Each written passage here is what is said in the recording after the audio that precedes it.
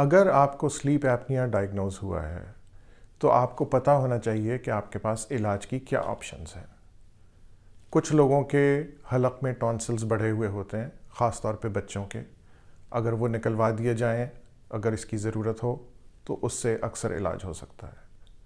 اگر وزن بہت بڑھا ہوا ہے تو وزن کم کرنے سے کافی فائدہ ہو سکتا ہے۔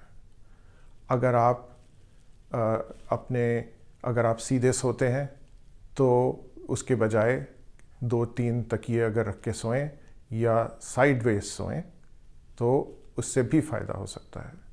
لیکن اگر آپ کو زیادہ سلیپ ایپنیا ہے اور اس کے کسی مزید علاج کی ضرورت ہے تو اس کے بھی کئی طریقے ہیں۔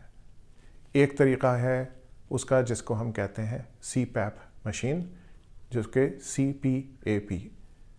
یہ مشین آپ کو ہوا کے دباؤ کے ذریعے یعنی ایئر پریشر کے ذریعے ناک اور حلق کو کھلا رکھتی ہے تاکہ آپ کو فریلی آسانی سے سانس آ سکے